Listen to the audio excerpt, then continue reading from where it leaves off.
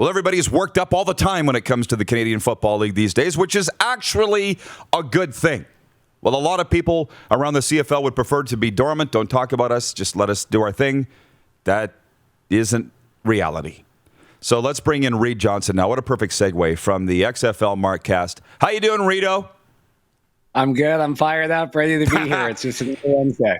You're always fired up. I told Deuce about that. I said, wait till you get a load of this guy. Listen, Reid, give me the last month for you being indoctrinated into the world of Canadian pro football since the leagues dropped the fact that they're talking about a collaboration.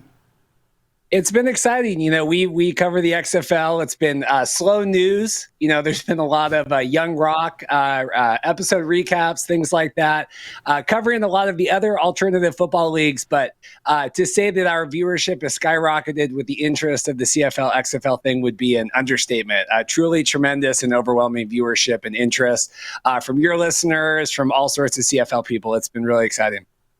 Well, our numbers have increased too, and that's tremendous. So there's that. But what about the fire that's come at the XFL's way? And you saw what I said about the horrible things said about The Rock, which frankly I don't think he deserves. What is your take on a potential merger or collaboration? Yeah, so that Toronto Business Journal, they blocked me on Twitter because I shared, I said, this is nothing but fake news and lies. Here's the thing. The Rock is a brand. I just tweeted this morning. For context, The Rock's childhood sitcom show averages 3 million viewers a week here in the States. So just to put in context, this made-up show about The Rock's childhood averages 3 million. So to say what he could bring as a brand to any level of football, XFL, CFL, or anything in between, you can't, I think, undersell the power that The Rock has behind him. With Dany as well.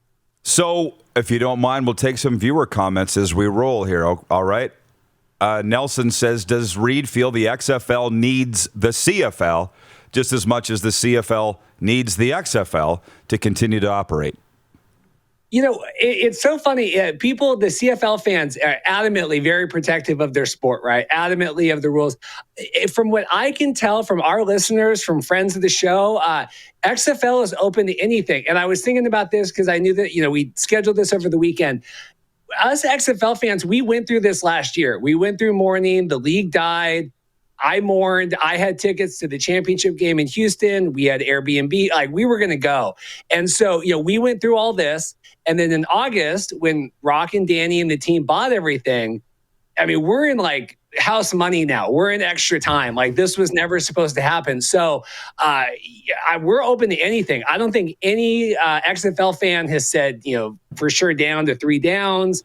I think the fields is the only thing that's the issue, is just kind of retrofitting the CFL fields into the XFL stadiums where they play in traditionally soccer arenas here or football, in Seattle at Lumen Field now. Yeah, well, so from Chris Robinson, he's watching in the Kingston, Ontario area. He says, how do you see the game merging between the two leagues? I certainly have my own ideas, but what have you been kicking around, Reid? Well, so we're going to have Jim Mullen on the show on Friday. He kind of went, the Rocket tweeted at him over the weekend about he's the president of Football Canada. Yeah, by the way, just point that out, who Jim is, yeah. Yeah, we're really excited to have Jim on. He's coming on. We're going to record tomorrow. He was talking about a smart season. I know Mark at XFL News Hub, which is our kind of parent website that we're on, talked about that as well, kind of running both leagues in conjunction, kind of doing a mid-playoff and then letting the CFL continue through the fall. At least in the interim, I just don't think there's any way in the next year or two that they're going to get the leagues together in terms of rules. So I think some sort of running the leagues in conjunction, in parallel, is going to be our best bet, at least for a year or two, kind of how they used to do it with the NFL back in the day before they, merged the two leagues. From William May on Facebook, he says, Reid Johnson is awesome. I watch their show on the XFL all the time. So shout out from William May for you there. It's funny. I had mentioned that I was on an American podcast, and they said the XFL doesn't have a great brand in America because it's folded twice. And you were quick to point out it wasn't you, and it wasn't. It was the Off the Ball podcast in New York. How about the fact that they folded twice on Vince McMahon's watch. Like, when you hear this whole thing about why would we partner with a league that's folded twice, you hear it. I see that you see all of it. What's your response to that? It kills me. I wish Vince, when he brought it back in 2019, wouldn't have even called it the XFL. I mean, the whole reason he did it, ESPN did a 30 for 30 talking about the failure of the XFL. Vince got, all strung up and said, I'm going to make one more go at it. And I wish he hadn't called it the XFL. I wish he would have called it anything else. We wouldn't have had this baggage. Now, Dany and The Rock have purchased the league. Except for just some higher level management, there's hardly anything even carried over from the 2019-2020 regime. And so calling it a twice failed league, if you had put any other three letters in there, we really wouldn't be having this debate right now. If you had called it literally any other three letters, people would lose a lot of the arguments that they have against the XFL. Claude Talifer on YouTube says the XFL is dead. These people are delusional. We can come back. You're getting all that too, right? There's a million opinions out there. Paul Newman's watching. How about that? Reg Dunlop. He says, if the two leagues merge, what do you think about starting the regular season in mid-May and holding all the teams' training camps down in Houston and Dallas? Good vibes. So there's that. And the comment I want from you is in reaction to this from Craig Campbell, who's watching in downtown Toronto. We remember John Candy's support of the Argonauts and the CFL as well. The Rock will impact in a similar fashion. So you talked about the XFL under Vince McMahon's ownership. When The Rock bought it, what did you immediately think it would mean for the XFL? And B, what are the offshoots off his brand that'll benefit? Yeah, and just to clarify too, we try to do this a lot on here. It really is Dany Garcia, that really led The Rock to this. So I know that The Rock has the name brand behind it, but I would be remiss if I didn't say that, Dany was the one that called Dwayne, that said, hey, this is available. I think we need to go for this. And she was the one that talked him into that. So I know we have a lot of XFL fans that would be remiss if I didn't say that. The Rock is a juggernaut. We have Zoa Energy that we ordered, their brand new energy drink. We're going to taste on the podcast this week. He launched Terramana Tequila last year. It's the biggest craft tequila, launch, in the history of the world. Anything that The Rock touches, like I said, the Young Rock, Fast and the Furious, the Rampage, Jumanji. I mean, anything that he walks into and puts his name behind, it has instant credibility. And so comparing him and Dany and the team to, just other guys with money that are just looking for investments, I just don't think gives enough credit to, the credibility that they have behind them for what they do. Really good question from Chris Robinson in Southern Ontario. Given the XFL has had problems twice and the Alliance died 2 years ago mid-season, if there's so much interest in spring football in the United States, what needs to be different for it to succeed this time? The AAF had money issues, right? I mean, they sputtered out in week 8 because they couldn't pay their players. I mean, they just didn't have the funding behind them. Had the pandemic not happened last year, the XFL would have completed the season no problem. I mean, we're nitpicking these. Well, week 5 ratings, they were down 0.3. I don't care about that. I mean, the CFL, Winnipeg Blue Bombers came out, they lost $10 million last year. I don't want to talk about, well, there were 6,000 less people in Seattle from week 2 to week 3. The XFL would have completed the first season. Attendance was going up as the weather was going to get better. The games were going to have more crowds in St. Louis. They were going to open up, most of the dome. They were expecting 50,000 people for the next attendance there from a city that, has been deprived of football ever since they moved the Rams. So I don't think the XFL needed to do anything different in 2020 had it just not have been a once in a generation thing that happened. Reid Johnson, you're crushing it, as I knew you would. We're covering a lot of ground here. Chris Bird in Toronto. Moose, you wouldn't want to hear this. This is the key question of the day.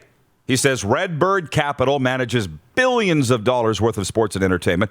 What's stopping them from buying out all the CFL owners and creating one single-owner league? Hashtag, how about that? You know what's stopping them? The CFL owners. Because if that happens, they won't be around, which I outlined very clearly on your show, Reid, if you remember. Mm-hmm. Yeah, it's tricky. It is tricky where the XFL is a single-owned, franchise. They have all the teams underneath them, and there is a lot more, paperwork and minutia, whatever they'd have to go through with all that CFL stuff for sure.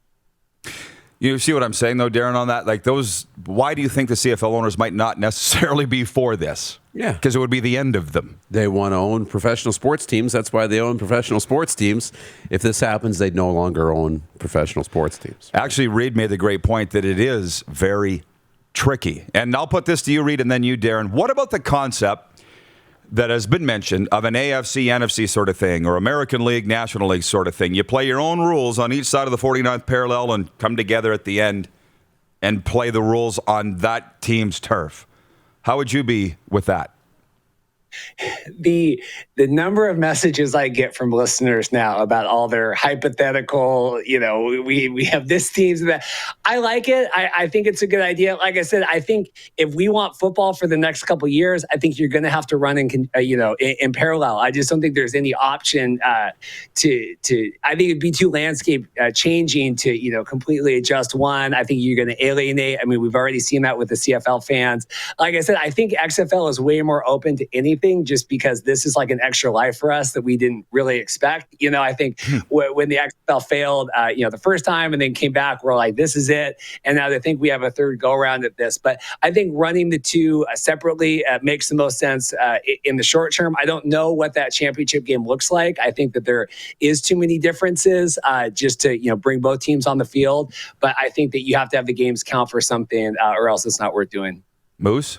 Yeah, you can't change the rules. This isn't like adding a designated hitter in baseball. This would be like coming into the World Series and saying, okay, today, no curveballs. That's kind of what it's like. And I don't know. I think they're a little bit too different, but. Absolutely. Yeah, well, that's a really good point. That's why I have him around here, Reid. He's a lot smarter than me.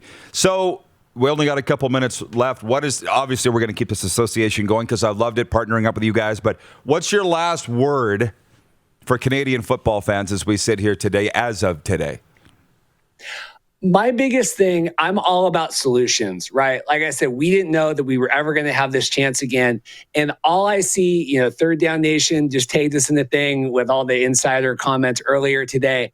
And it's naysaying the XFL, it's naysaying the Rock, it's naysaying Dany, it's naysaying all this stuff.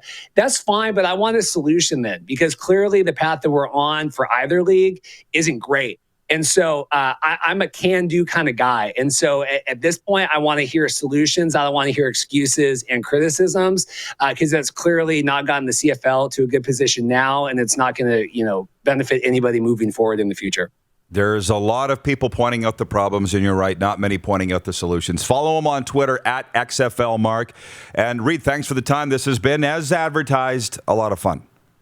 Thank you very much. I appreciate you guys reaching out. Reid Johnson joining us from Seattle. You're watching Rod Pedersen On Demand. For more of The Rod Pedersen Show, visit rodpedersen.com or follow Rod Pedersen on social media.